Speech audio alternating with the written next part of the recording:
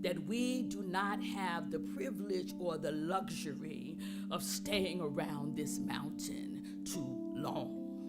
You see, America has come to love the dreamer, but America hates the dream. And if we are not careful, we will find ourselves loving the mountaintop experience and yet missing the movement.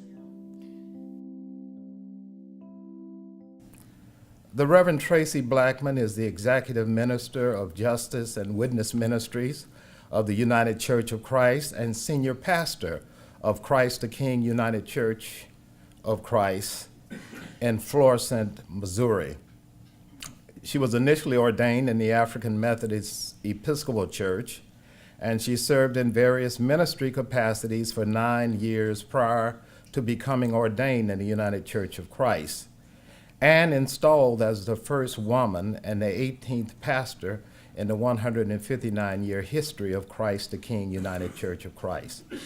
A registered nurse with more than 25 years of healthcare experience, Reverend Blackmon's clinical focus was cardiac care. Wouldn't that be interesting? That's fabulous.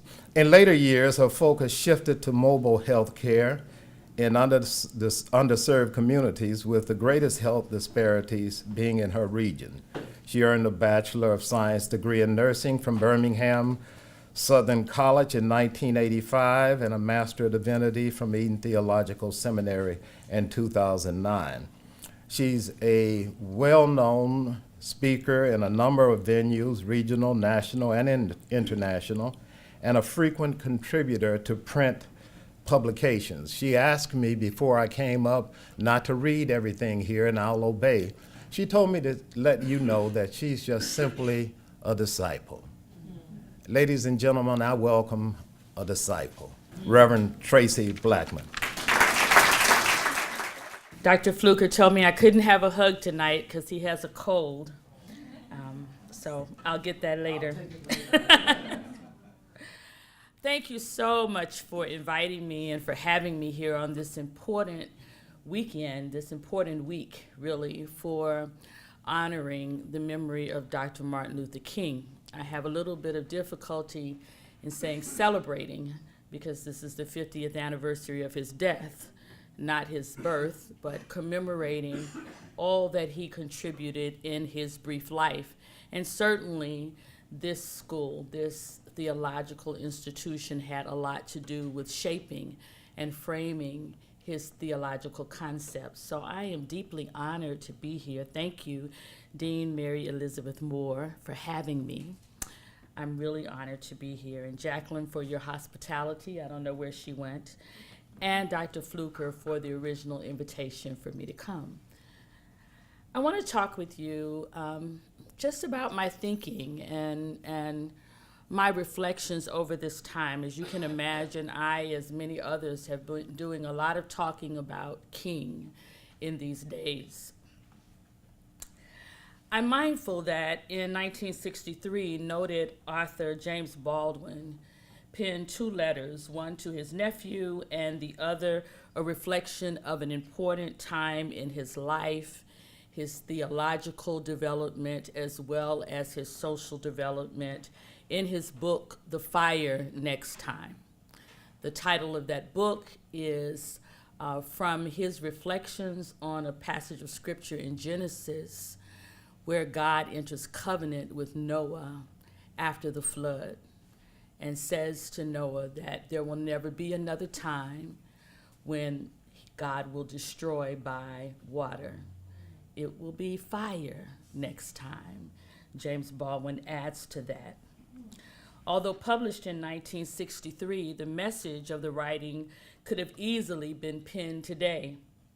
Perhaps not with Baldwin's powerful brushstroke that creates images with words, but the life he prepares his nephew to encounter in a world that despises dark skin. The systemic and systematic ways this nation demonizes non-whiteness could have been written today. The theological insights Baldwin offers on religious rhetoric that presents pathways to salvation but seems incapable of eradicating societal sin that assaults us every day. I am particularly mindful as we gather in this room and others gather in Memphis and some in Atlanta and some in DC, all of whom seem to be on the plane with me today. As we gather all over this week to commemorate this 50th anniversary of one of this institution's most well-known alum and certainly one of the world's most impactful civil rights leaders, that we do so in the shadow of a resistance that is not yet done.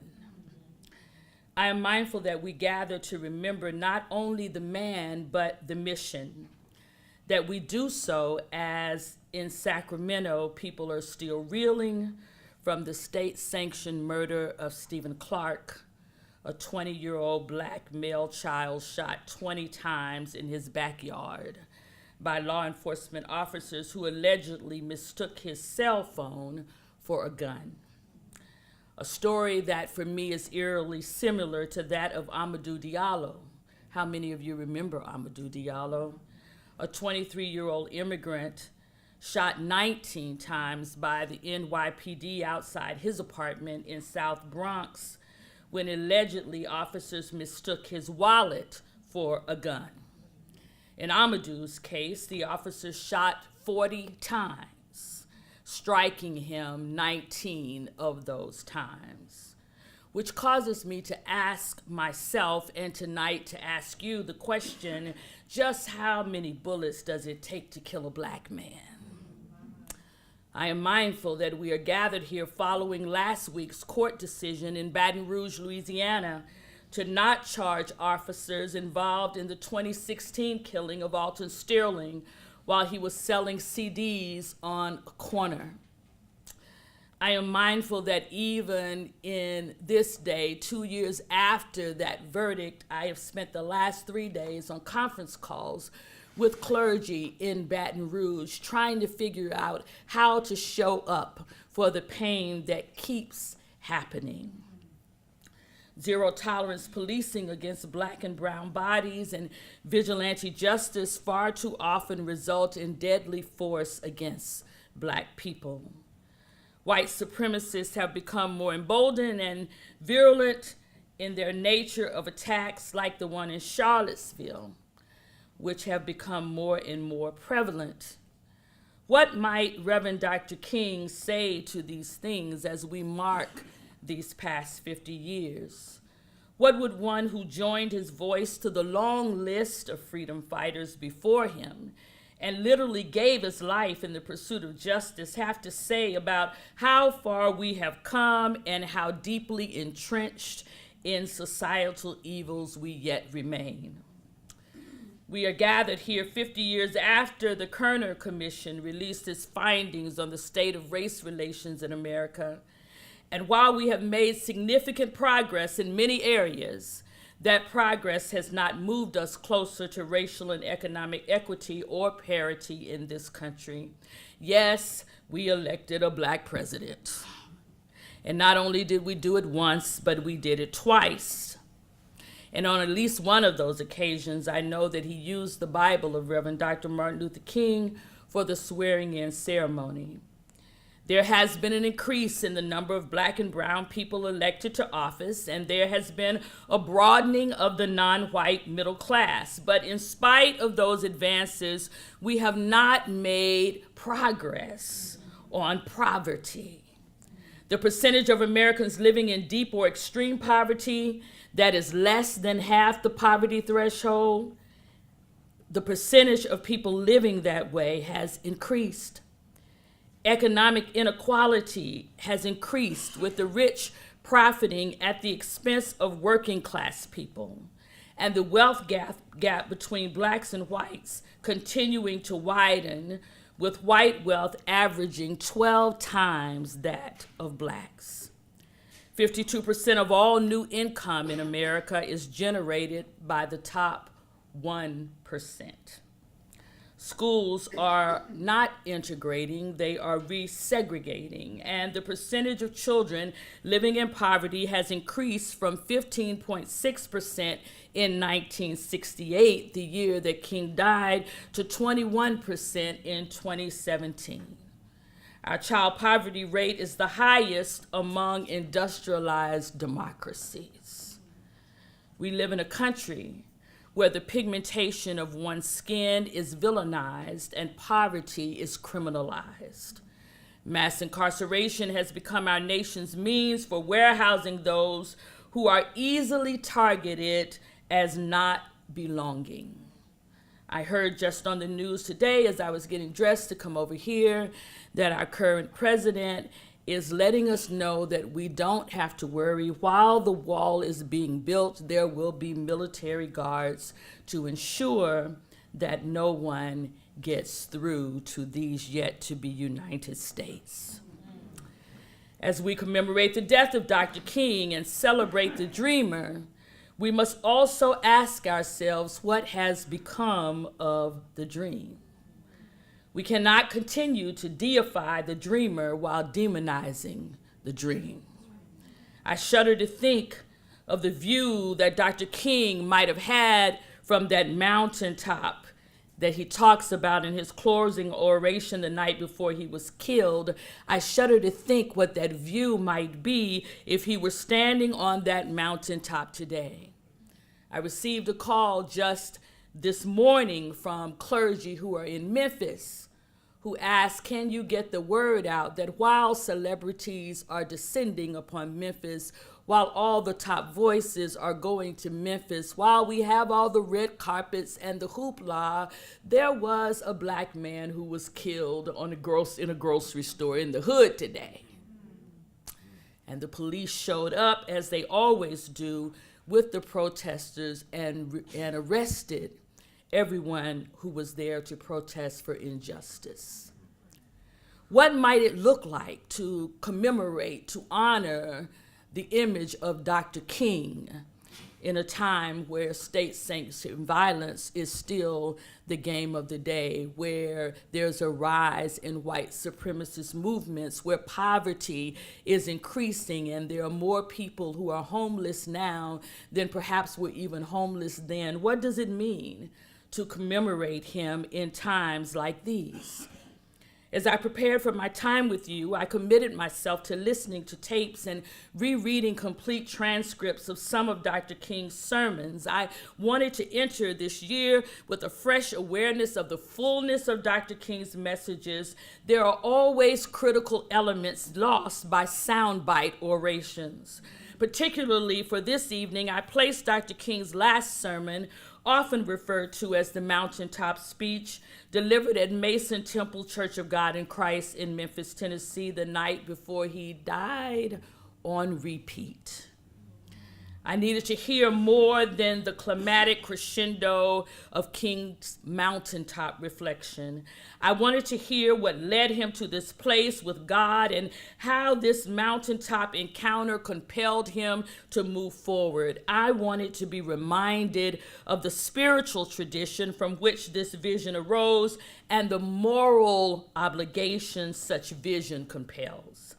As I listened, I was reminded of other mountaintop moments in some sacred texts. I know you know them all because this is a seminary. It was on the mountain of Ararat that Noah's ark came to rest after the flood, and God entered into covenant with Noah there.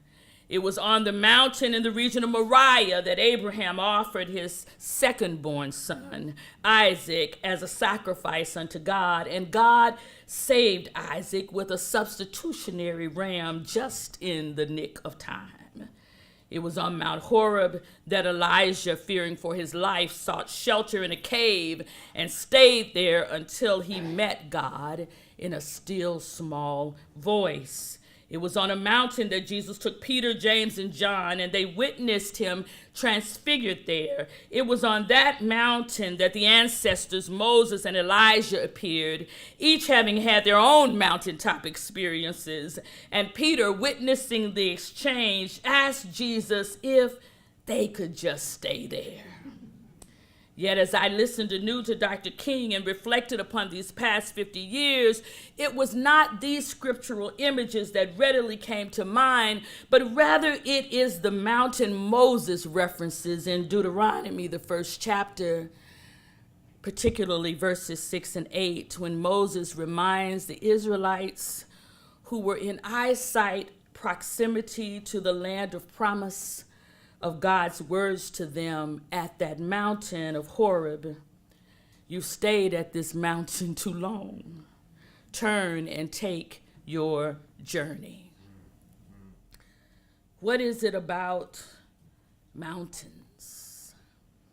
What is it about the mountain that the mountain often becomes a place of comfort in the midst of chaos?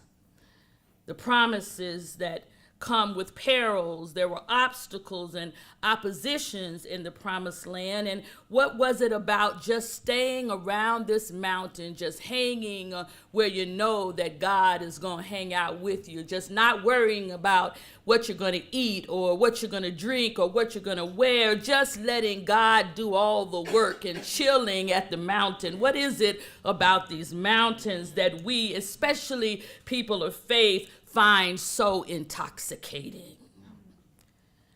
It's a problem, you see, because the work doesn't happen on the mountains. People of faith, we love to linger at our mountains, find direction and security in the code of regulations and symbols for forgiveness and salvation offered there. We are in the mountaintop business. Some of us like the mystery of God, the idea of a God who only speaks to a few who are on top of a mountain. A God who raises God's voice with thunder and lightning and chastises the wickedness of the world from afar. A God who provides caves for us to hide in and rams when the sacrifice is too great. Yet, the God of this text makes it abundantly clear the mountain was never intended to be a dwelling place. In each of these experiences, from Noah to Abraham to Elijah to Jesus, and in this moment, I would suggest even to Dr. King, the one called to the mountain for direction must always come down from the mountain to do the work. The mountain is never intended to be a dwelling place. Revelation happens on the mountain, yes, but transformation only happens in the terrain. And my fear, my friends, is that even in this time of appropriate commemoration and adulation, we satisfy ourselves by encamping around the mountain that has become the revised imagery of Reverend Dr. Martin Luther King. We make ourselves content to show up for proclamation, to celebrate his oration, but far too often we absent ourselves from the work that Dr. King's life was all about. And so as we gather with many others in diverse places this week to be reminded of the work of Dr. King, as we commemorate Dr. King's death, we are also here to be challenged not just by his death, but by his life. This should not seem unfamiliar to you, as just a few days ago, we celebrated this same call in the resurrection of Jesus. A resurrection that also reminds us that there are obstacles. A resurrection that also reminds us that there are stones that may get in our way.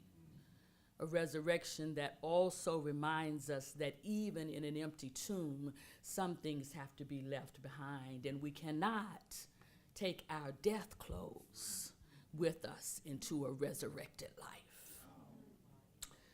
I've come to remind those of us still on this journey towards freedom that we do not have the privilege or the luxury of staying around this mountain too long.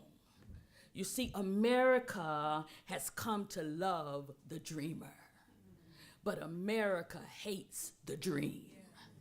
And if we are not careful, we will find ourselves loving the mountaintop experience and yet missing the movement. It's time to leave the mountain. We have been at the mountain 50 years too long. This is also the 50th anniversary of the Kerner Commission report. Does anyone remember the Kerner Commission report? It was initiated by former President Lyndon B. Johnson in the aftermath of racial unrest in 1967. And in February of 1968, the report concluded 50 years ago that our nation was moving toward two societies, one black and one white, separate and unequal. A few weeks ago, the Eisenhower Foundation released Healing Our Divided Society as a 50-year update to the Kerner report. And sadly, the conclusion remains the same. In spite of great progress in black and brown communities politically, economically, and educationally, there has not been a significant narrowing of the wealth gap between blacks and whites. Nationally, we have not made progress on poverty. We have the highest child poverty rate among industrialized democracies. And according to statistics, in Memphis, where we will have the greatest commemoration, given it is the site of his death, 48.3% of children in Memphis who have black skin live in poverty. So while we may celebrate increases in educational attainment and increases in jobs, we must be careful to note that the income gap between blacks and whites is not changing. And there is a difference, my friends, between employment and equity. Having spent some time recently in Memphis, some of that time with Memphis sanitation workers, who also celebrate 50 years since their strike, having met some of the 14 who are still living, it might surprise you to know that 4 of those 14 are still working for the sanitation department. I dare say that they're not working because they have such a fond love for this organization, but perhaps it is an indictment on just how little progress we have made. It's time to leave this mountain. 50 years ago, black sanitation workers averaged $1.85 an hour. Many of them still needed public assistance in spite of full-time employment. And before we get too astonished by that, I want to say to you that 50 years later, folk can still work full-time jobs for minimum wage and remain unable to adequately and independently care for their families. In St. Louis, where I'm from, you can feasibly work 2 full-time minimum wage jobs and still not be able to afford adequate housing. The mountaintop revelation of Dr. King was not so that we might find comfort in the possibility of a better day. I hope that I'm not circumventing anybody's plan here, but if I have to hold hands and sing "We Shall Overcome" one more time, I just might throw up. But rather, the vision was shared to compel us with courage and confidence toward the work necessary to bring that better day into fruition. I was in Memphis in February with the Samuel DeWitt Proctor Conference, and the march that Fight for 15 had on the anniversary of the first day of the Memphis sanitation workers' strike 50 years earlier. They asked would I leave the conference and come out into the streets. Pastor Traci, will you leave the mountain and come and do the work? And so I did. I left the conference and met at the church where the original strike began. I walked with them the entire route of the strike because I was going to speak at the end and to be in solidarity with them. God has a sense of humor, only to find out that the platform for me to speak from was in eyesight of the hotel that I was in the beginning. I guess I needed the walk.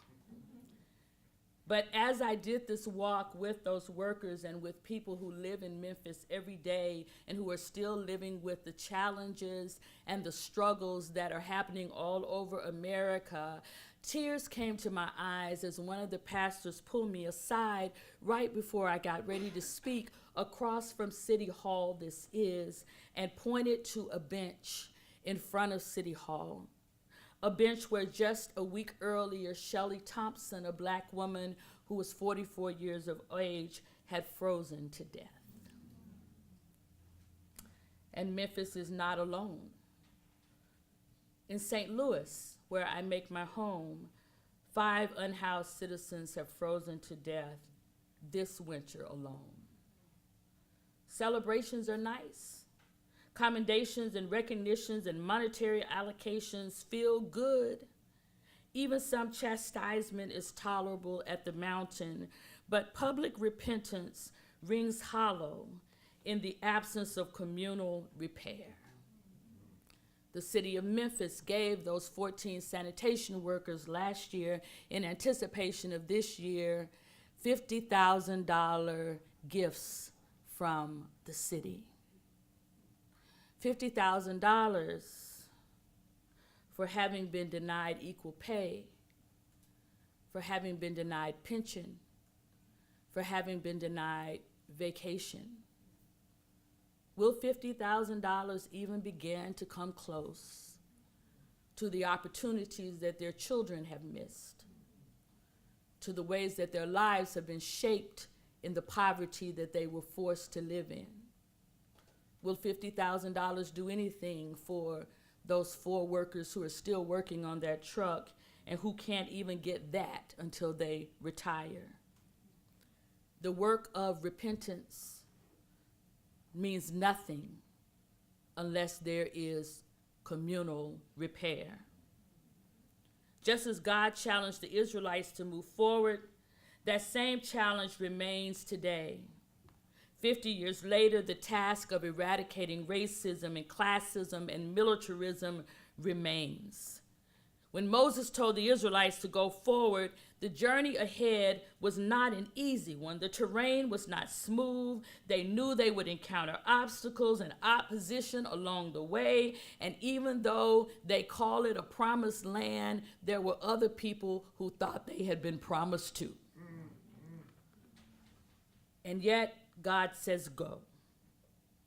Because changes don't happen if we continue just to gather around the mountain. And the same is true for us, my friends. Dr. King did not simply share a vision from a mountaintop. He did not simply share a dream to be engraved in granite.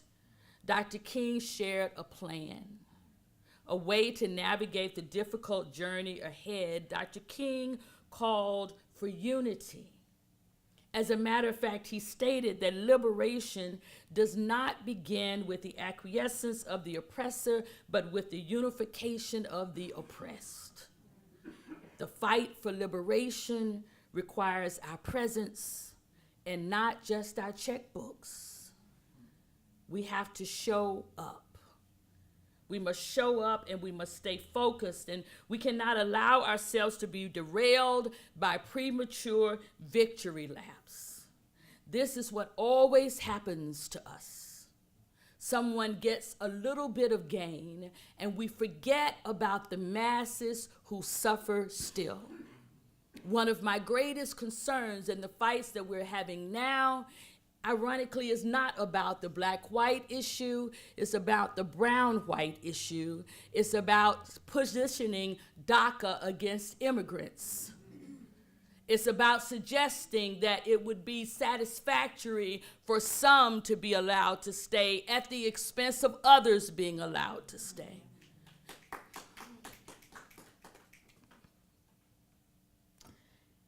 It is about positioning women against men, gay against straight, trans against everybody.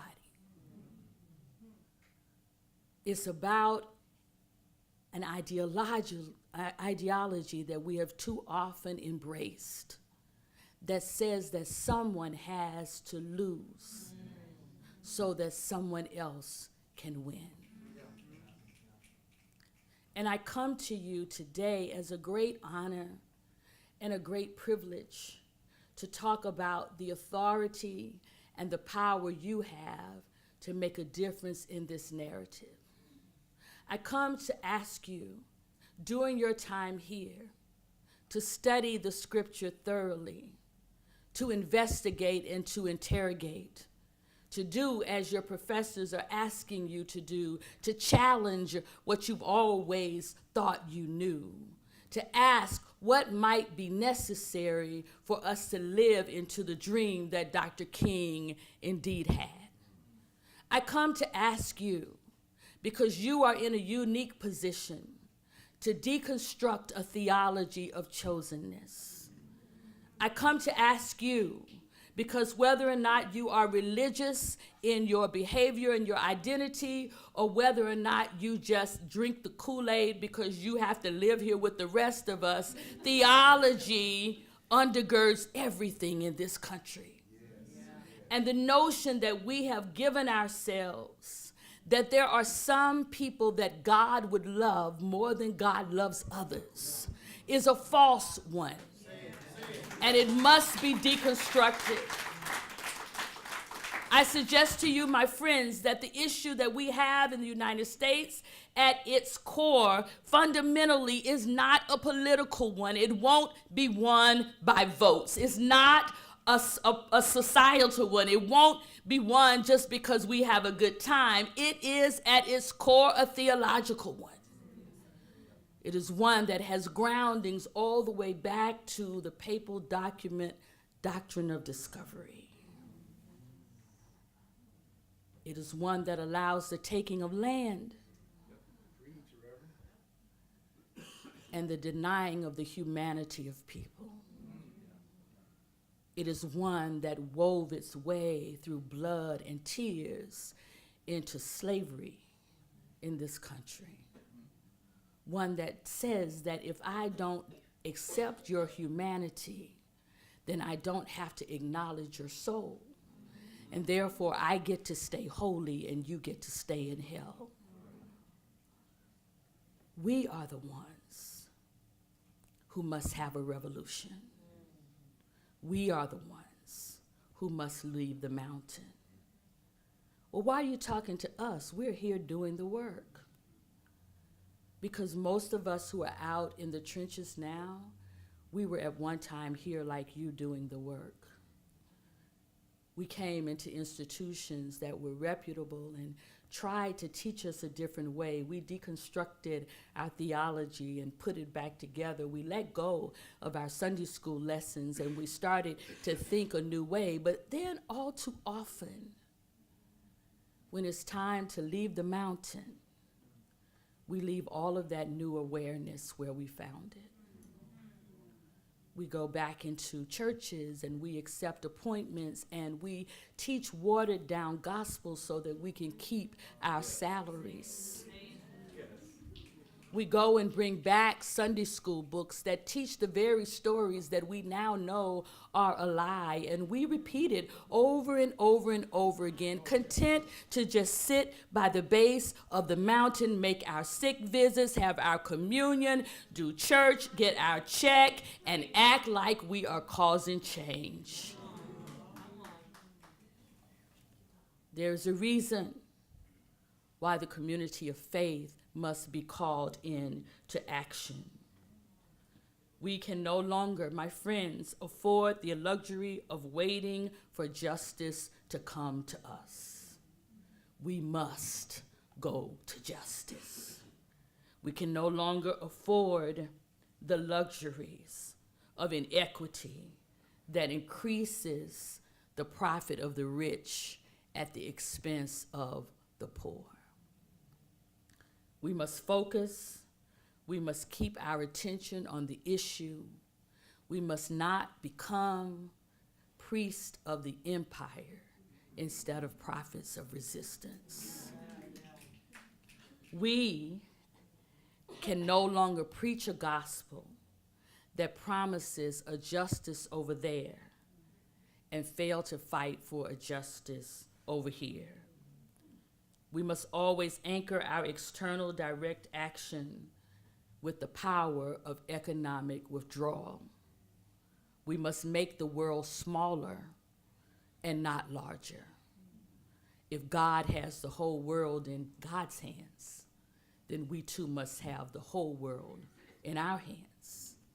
We must make the connection between the oppression of black and brown people in the United States and brown people in Palestine, and brown people in the Congo, and brown people that are marginalized in Syria. It can no longer be justice for just us. During my time in Ferguson, one of the most eye-opening incidents for me occurred in the heat of the resistance, when law enforcement was lined on one side and protesters on the other side, and snipers were on the roof and military vehicles were in the street. You may have seen it on TV. There was one thing you couldn't see on TV. That was the tweet communications that were going on between resistors in Ferguson and resistors in Palestine. You couldn't see on TV that Palestinian youth were telling Ferguson youth, this is what they're going to do next. We recognize the tactics. You need to know how to make gas masks because you won't have enough for what you're going to need. When they do this, they're getting ready to deploy tear gas. You need to know what you need to buy so you can get the gas off of your skin. Always be aware, don't wear contacts into protests because they're going to put gas on you and your eyes won't be able to take it if it gets between your lens. This is conversation between Palestine and Ferguson. Because the world is not as big as it used to be. And this too is in the tradition of King, who, having been encouraged here at BU, made a journey to sit with Gandhi. Superficial confessions, palliative commemorations, with no intent for structural repentance, no intent for communal repair, have worn thin. It is time to leave the mountain. I shared in Memphis, and I will share with you.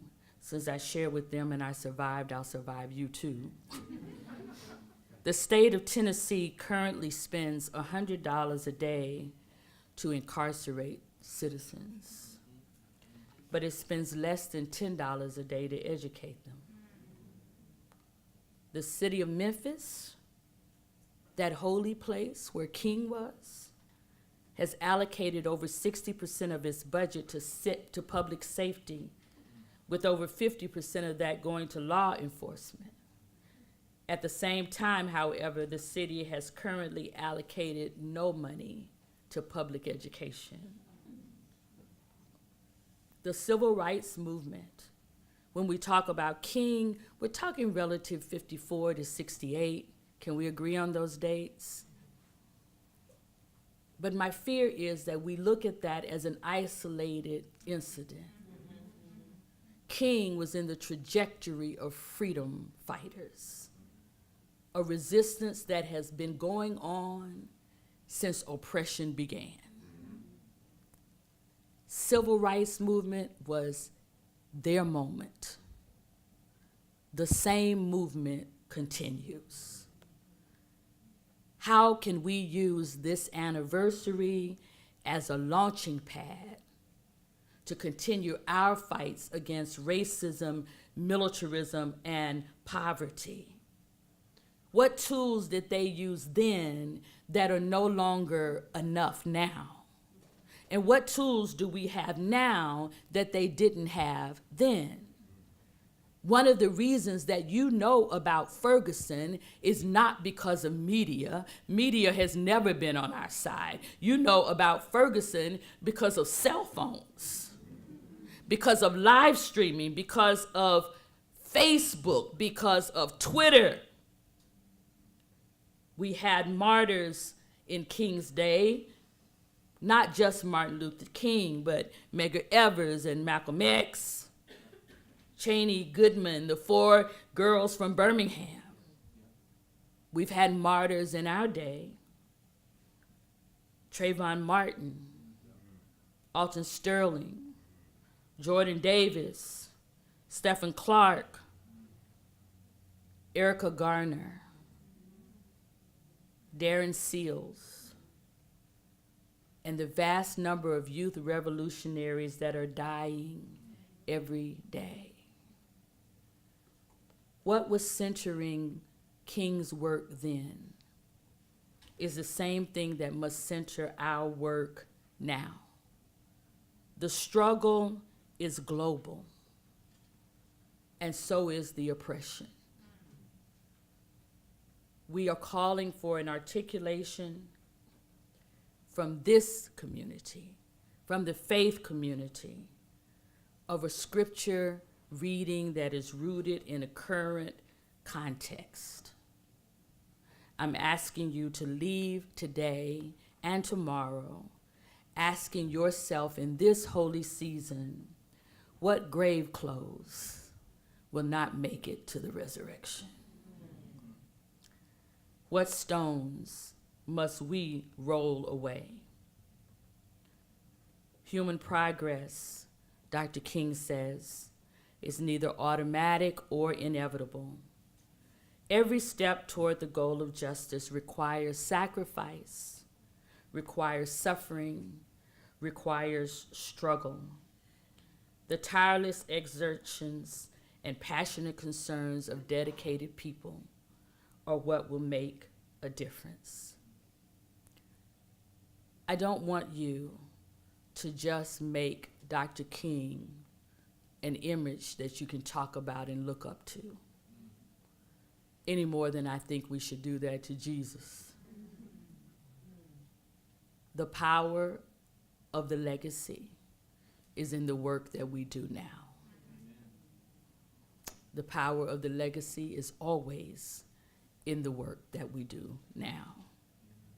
The dream didn't come out of anywhere, out of nowhere.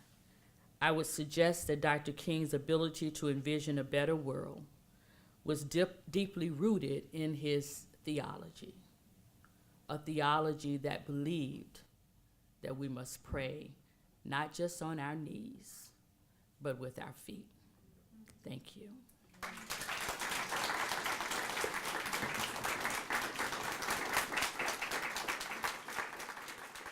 I'd like to ask Reverend Blackmon, what does she do to keep going? It's just incredible to me how much she does on a daily basis. And do you have some practices that you would share with us on how you keep it in the road?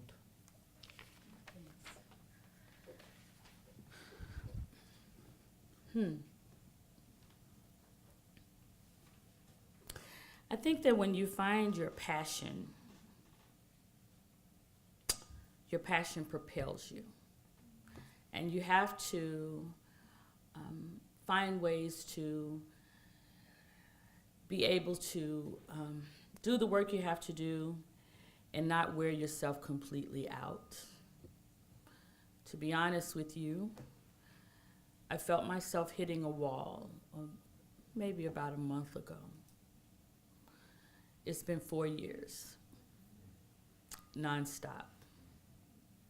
This week, you're my first trip, but I will have been in 5 states before Friday. So yesterday, on Resurrection Sunday, I began a leave of absence from my church because I needed to create some space. Last week, I canceled travel on my national job because I needed to create space. I've been able to do it this long because I am skilled at finding joy. You can't do this work without joy. Does that make sense? You have to step away and remember joy. And so it's just my body. I'm 55. It's my body that's saying, okay. I'm glad you're joyful, but sit down somewhere. And so I'm trying to tend to that physical piece, right?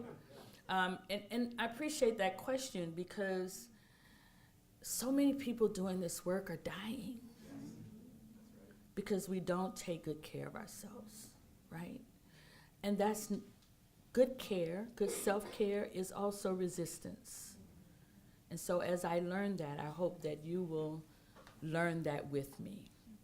But some things I have an inner circle. It's very small. I talk to a lot of people, but my inner circle is very small. I see a therapist every week. I'm gonna say that part again. I see a therapist every week. I pay somebody to listen to me, bitch. Don't say that. Disclaimer. But it's been a lifeline for me, right? I take time with my children because when I look at people who do justice work on a national level, so often it is our families that suffer the most. So I didn't begin this part of my journey until my children were adults. Everyone doesn't have that luxury. But I take time for my children. I take their phone calls. I choose their date rather than an engagement. Those are things I do to keep myself replenished. Now, there are also things that I do to keep myself grounded. The reason that I still serve a local church is because I believe justice work is proximal. And so if you are a national figure with no local connections, you're fooling yourself, right? Something else I do to keep myself grounded is I never go into a meeting alone. And for those of you who are doing justice work, I offer that to you. That if you begin to speak on a level where high-level people want to see you, from the White House on down, never go alone. And never go without someone from the community that you're representing. At this season, I feel that I have spoken enough, actually. And something else I do that's self-care for me is I have identified younger voices, and I don't take every engagement. I recommend other people. As clergy, can I just do a little clergy thing? As clergy, something we don't talk about very much is the intoxication of many-godness. The idea that it has to be us or no one else can do it. That we're the only one that God has spoken to. And we're the only one that can make it happen. And it'll kill you. And not only will it kill you, your legacy will be short-lived. So I think about that in terms of King, actually. Because King didn't have anybody to follow him. People tried, but they didn't, right? You have to be intentional about mentoring someone behind you and allow them to have some of the opportunities. There is enough. One of my spiritual mothers, I would call her, said something to me once that stays with me. She said that God created enough sky for all of the stars so you don't have to compete. Right? There's space for you up there. So these are some of the things that I do. I mean, I'm sure there are other things, but children bring me joy, so I spend a lot of time with children. Movies bring me joy, so I spend a lot of time with movies. I read more than the Bible.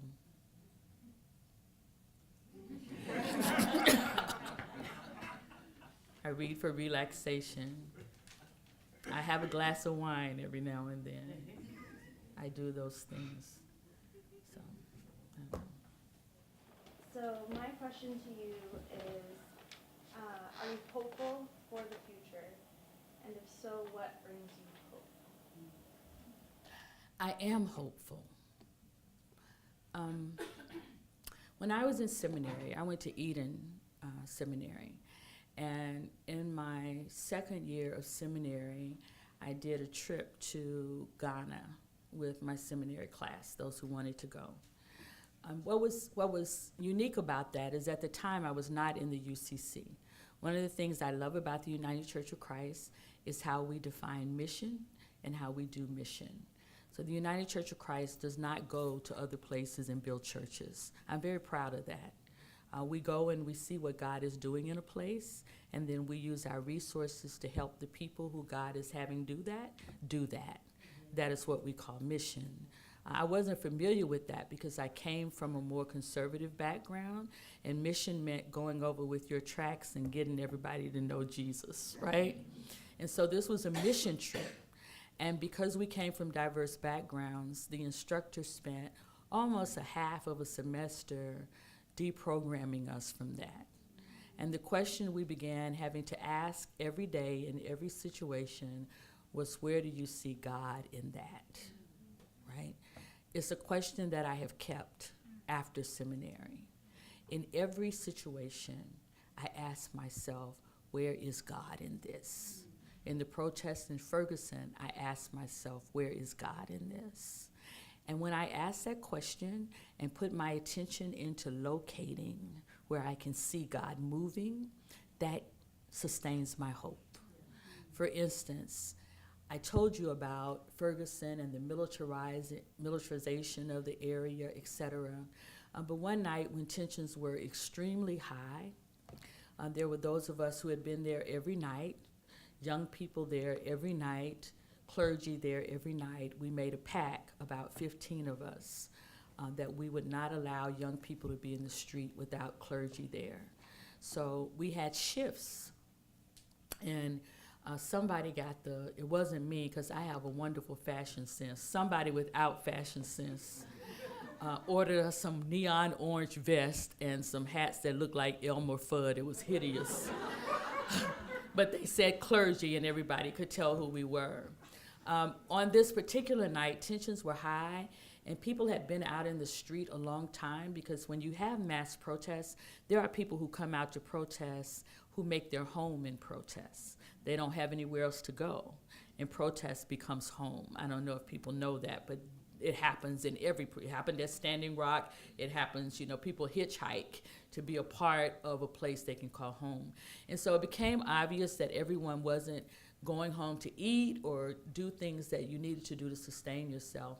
And in the midst of all of this tension, there was a woman named Mama Cat. Her name's Kathy Daniels, but we called her Mama Cat.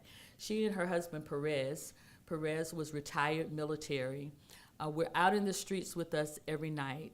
And on this particular night, Mama Cat came driving up the middle of the street between the police and the protesters in the truck with Perez. They had a pickup truck. They parked the truck on the parking lot where protesters gather. They started just by themselves unloading some long church tables. They don't go to church, so I don't know where they got the tables, but long church tables. And they had linen tablecloths, and they started dressing these tables. And then they put chafing dishes on. This is outside in the middle of a protest. They put chafing dishes on the tables, and then Mama Cat started pulling out these big pots of food that she had been cooking all day. She filled all of those chafing dishes with food, put disposable plates and silverware at the end for us, and then she said, "Come eat." And what I saw was the most holy communion that I've ever seen, at a table that was opened for everyone, right? So whatever you're doing, even in the midst of evil, I believe God is present. Ask yourself, where is God in this? And it may not be in the resolution of whatever is going on, but it may be in the transformation of people that you see there. In Ferguson, there was a young boy who started the movement at 14. No one knew him. I won't say his name because I'm being taped. But it turns out that he had been living on the streets since he was 10 years old. No foster care system had picked him up. No division of family services had been looking for him. He had not been in school. He met in the streets two protesters in their 30s who were not connected to one another. One was a male rapper. The other one worked in an office building and came out every night. They began to take care of him. And one night in the middle of the protest, he said, "I have an announcement. You are now my mother, and you are now my father." And these two people who were not connected to one another began to work together to care for him. He spent half of his time at her house, half of his time at his house. They began looking for ways for him to get a GED, giving him allowance. They threw him his first birthday party at 16. God is in that. God is in the movement of young people in the streets. Young people, many of whom left the church long ago, or the church left them. Young people who are not without God, but who are without institutionalization. God is in them. So when you find God, you find hope. Always ask yourself the question, where is God in this? Thank you for being with us today. It's so rich. I understand that when you started your ministry in Ferguson with the protesters, it was because young people came to you because they needed someone to hold services, funerals for people who had died, and they weren't churched kids. And I'm wondering, you started to answer this question just now, but when you interact with young people who might be suspicious or distrustful of organized religion, how do you meet them? And do you have the intention to actually bring them into church, or does that not really matter? This is a good question for seminary students. I promise you, your dean did not ask me to tell you this. I'm not getting paid for it. But it's an important lesson. I started seminary as a second career. I was already a nurse, and I heard God calling. And I was certain that it was God because I went to look at Eden on my lunch break. And I'd never been to Eden Seminary, so I did not know that in the concrete of Eden Seminary, it's a huge building, the main building. I did not know that there were sensors in the concrete. So when I stepped on the concrete and both of these big doors flung open, I was sure it was God.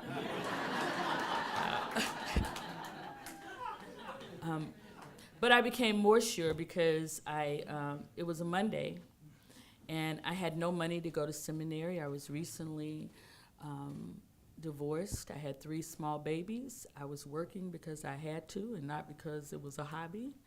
And I said, I can't afford seminary. I was thinking that to myself, but I'll go look and see what I can do later. And I was walking around the halls of Eden, and the director of admissions came out and asked me my name, asked could she help me. I said, no, not really. I'm just looking at all these dead white men. And eventually I might come to this school. And she said, come into my office and tell me your call story. And I told her, and I don't know what else happened, but at 6 o'clock that night, I was in my first seminary class. So I started seminary before I did an application. I started seminary with no money, and I went straight through. That's not everyone's story, but it is mine, and it's relevant to what I'm going to tell you. So I didn't say they paid for me to go to seminary. I just started that way.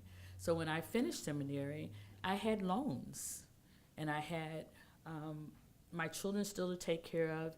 And I had in my mind that I was doing this degree and then I was going to get this huge church and quit my nursing job and live happily ever after with my mega congregation.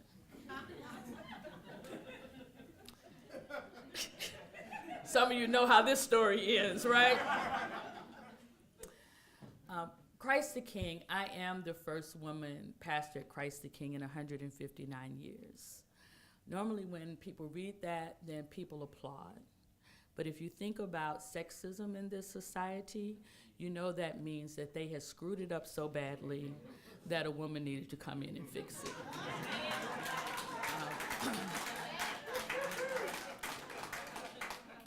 So I was at Eden, which was a UCC seminary. I was not UCC, I was AME. I had never gone to this church. I passed it every day, every week when I would go to the church that I was serving as an assistant. So I would pass it at least on Sundays and Wednesdays for Bible study, and often I did AA ministry and those kinds of things. So I would pass it often. 3 months before graduation, the Spirit started telling me, you're going to that church. And I have a little Pentecostal in me, so I started rebuking that. Like, this is a demon right here. Because if you're AME, any AMEs here, you know that you spent 5 years in that board of examiners getting ready to get you a church. So I'm like, God would know that I didn't need those 5 years. This is a demon. And I didn't pay it any attention. I paid it attention, but I didn't act on it. And then my best friend, who also had gone to seminary late, she went to the ITC. I never told her what was happening. She came back home, and she called me one day, and she was screaming in my ear, and she said, girl, I just passed this church, and I could have sworn your name was on the marquee. It was so real that I turned around, but your name wasn't there. And I said, Christ the King. And she said, how'd you know? And I told her about the Spirit working with me, and she said, you better stop playing with God. And I still didn't act because it was daunting to go into a denomination that you know nothing about, and especially to go from a denomination where you have a bishop. A bishop is a safety net. I didn't have to deal with rejection of churches because the bishop was going to say where I was going, and that was it. So I didn't act right away. A couple of weeks later, I was to preach at the church I was serving, and I wasn't able to get my sermon together. And I knew it was because I was being agitated about this Christ the King thing. And so I promised the Lord that if the Lord would let me finish this sermon, that I would inquire about this church. Now, I did know that the church didn't have a pastor. And the reason I knew that is because one of my professors was an interim there, and he was always asking the men in the class to go preach, right? He never asked me, and I didn't ask him. So I get up, and the next morning is Saturday. That was a Friday. The next morning is Saturday, and my phone rings, and it's a colleague that I shared with about the church. And he said, I'm so angry with you. And I said, why? And he said, Christ the King called a pastor. And I grieved. And I didn't grieve because I knew the church. I grieved because I knew that I had been disobedient to the call. And I was scared because I'm a little Pentecostal. So I was waiting on God to do fire and brimstone, and this is it, you're done. So back on my knees I went. And I said, Lord, I promise, be careful what you promise, God. I said, I promise that if you just don't take your hand off me, that I will never say no to you again. And I've kept that promise. So the next day I go preach. That Sunday I go preach. And I tell my pastor about everything because I'm depressed about it, right? Not a good move if you're AME. It's they'll put you out. But I told him the whole story, and he said, That's too bad. You would have been good there, which surprised me. And when we got out of church that day, I got in my car, and Starsky, who was the one who had called me about the UCC church, Starsky had been blowing my phone up. And I had all these messages say, call me right away, urgent, call me right away. And he didn't know about my deal with God. Starsky Wilson. He didn't know about my deal with God. And so he said, I don't know what kind of hookup you got. But I went over to welcome the new church, the new pastor, because he was serving at UCC church. I went to welcome the new pastor, and they're not there. I said, what happened? I said, last night, they called and asked for more money, and the church couldn't meet it. So they don't have a pastor. And I told them I know who their pastor is, because I knew you wouldn't tell them. And so let me speed up for you. So anyway, I didn't tell them I knew who their pastor was. They told him they weren't interested. They had 3 candidates. That was number 1. They were going to meet Monday, offered number 2. They were tired. They had been looking for 18 months. He said, only because it's me, they agreed to read your profile if you would send it. And I said, okay. He said, you need to call right away. So I called the search person before I left the church parking lot, and he was not happy to hear from me. And he said, no promises. We already have number 2, but we did tell Starsky we would look if you sent your profile. Send your profile, but no promises. And I said, sir, what's a profile? And he got quiet, you know? And I said, I'm sorry, I am African Methodist Episcopal. I serve under the pleasure of a bishop. If you tell me what a profile is, I'll do it. And he said, you can't do it overnight. He said, just send a resume. I'm an overachiever, so I didn't just send a resume. I sent a resume and 5 manuscripts and 2 DVDs and a couple of CDs. And at 10 o'clock that night, they called and said they were opening up to look at me.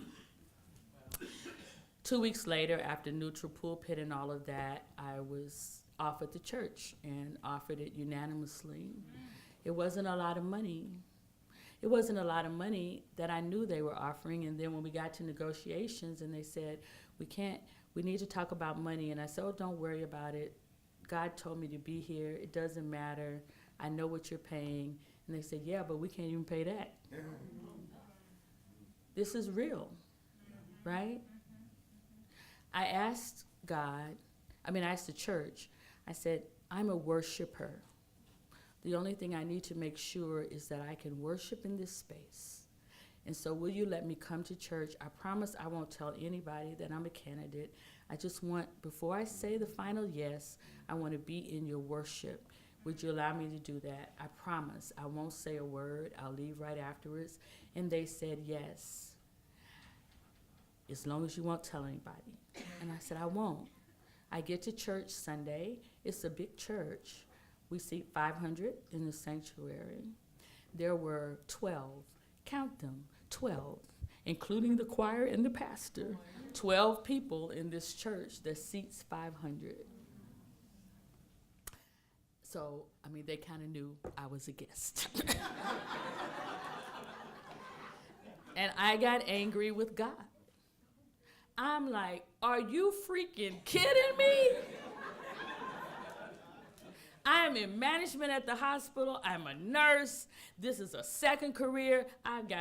You want me to take a church with 12 people? Jesus has already paid that price. Right? And I only did it because I had promised. Remember that promise? So here's the thing I want you to take away from that. Had I not said yes then, I have to tell you the next piece. I take this church. This is the piece you're asking me about. This church has been on this corner for years. I said, God, what am I supposed to do with 12 people? I will say this. They had once had 250 people. They went through a church split. The 12 was the faithful remnant. but those 12 were in the black, and offerings were only down 20%. Just keep that filed away somewhere. So I get to this church, and what do they want the pastor to do? Grow the church, right? And so I said, well, what are the issues? I don't know. We're wonderful people. We don't know why people aren't here.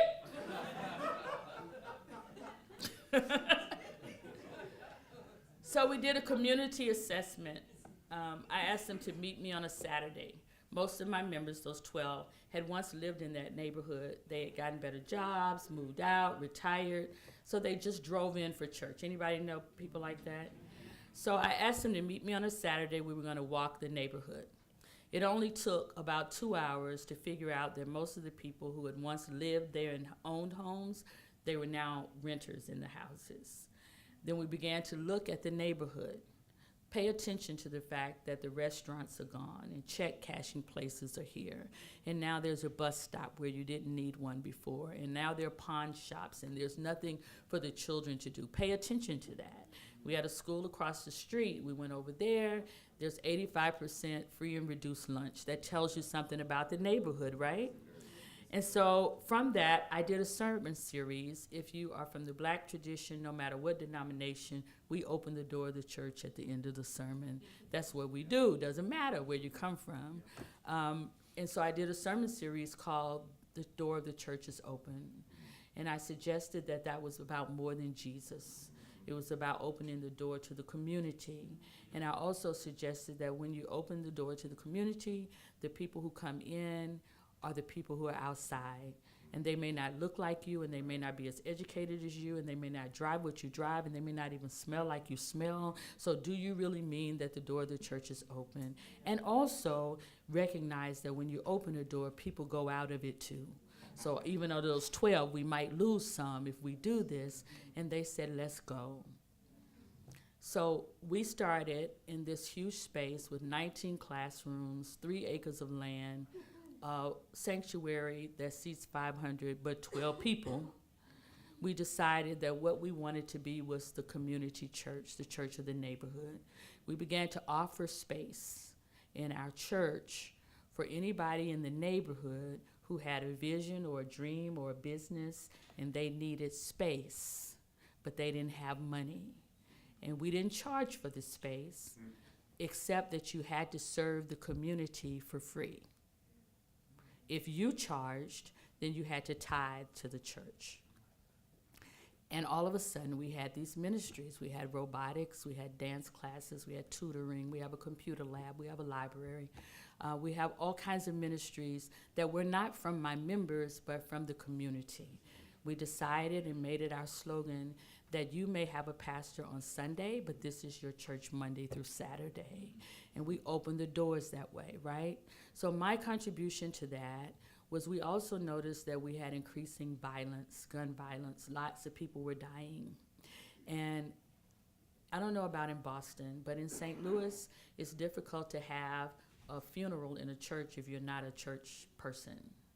And many times the young people would die and their parents would want a church funeral.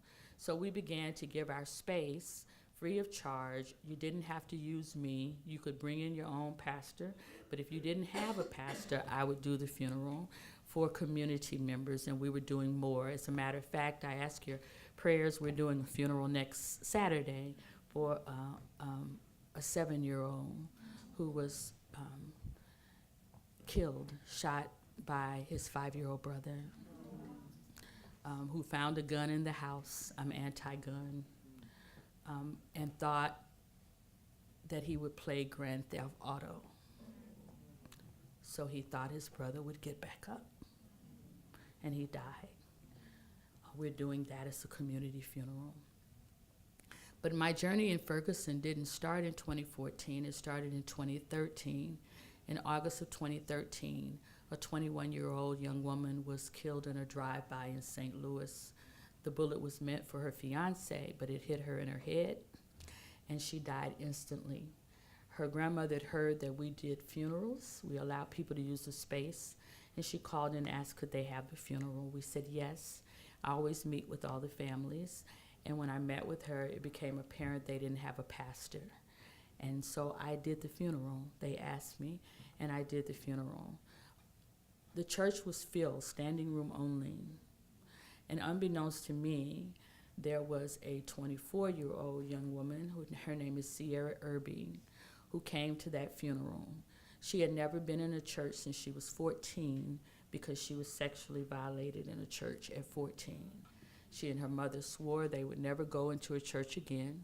She only came because her best friend was in the casket. She didn't say anything to me. To my knowledge, she never tried to reach me. But on the way out of that funeral, she asked the usher for my card. And on my church cards, not my national cards, but on my church cards, is my cell phone number. She never called me. She never came back to the church. I would know we hadn't grown that much. She never tried to reach me until August 9th, 2014. Sierra lived in Canfield Green, where Michael Brown was killed. She had left that morning to take her children to breakfast, and when they came back, the entire apartment complex was filled with police and people. She couldn't drive in, so she parked on the outside and walked in. Michael Brown was not a stranger. All the children knew him. And so she walked up on the dead body of Michael Brown with her 7 and 4-year-old.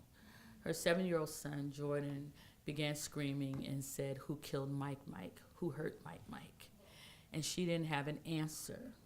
So she went into her house and she found the card. And she called me. And she told me the story I just told you and said, "You didn't know it, but since that day, you've been my pastor. And I need my pastor to come to Ferguson." So I tell you this story. It's a long story, but it's an important one because you cannot underestimate the hand of God. And if I had said no to those 12 people because I thought I deserved more, and I didn't, they deserved more. But if I had said no there, then I would not have been in a place to open up a church to the community. And I wouldn't have been able, had I not opened the church to the community, I would not have been doing funerals to people I didn't know. And had I not been doing those funerals to people I didn't know, Sierra would have never come inside the church. Sierra, who, by the way, sings in my choir and has brought all of her family. But I did not proselytize her. If I can be candid with you, I find more church in the streets than I find in the buildings. Yes. So she's there, but even if she wasn't there, I would still have the same relationship with her. And if she hadn't come to Christ the King, then she wouldn't have had my business card. And if she hadn't had my business card, then she wouldn't have called me a year later. And if she hadn't called, I probably would not have been in Ferguson that early. Ferguson was something different, so I probably would have gotten there. But to be honest with you, Michael Brown was number 169 to die in St. Louis that year. We, like many of you, have become desensitized to murder. How many times do you see somebody shot on the news and you go ahead and turn on Scandal? We see it too much. If she had not called, I would not have had to respond. And if I hadn't had to respond, I wouldn't have been where I needed to be. And if I hadn't been there, I wouldn't have been at the United Church of Christ now. And if I hadn't been at the United Church of Christ now, I probably wouldn't have been at Haley's Farm. And if I hadn't been at Haley's Farm, then Dr. Fluker would not have called and asked me to come here. It's all connected. So never underestimate your journey. Whether it's one person or 100 people or 1,000 people, everybody is worthy. Yes. And God will make a way. Right. Yes. So now I have 4 ministers that serve with me.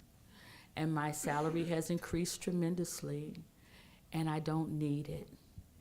So I give it back so that those 4 ministers can receive compensation for what they're doing. It all works together for the good of those who love the Lord. So when you leave this place, you may not be Joel Osteen.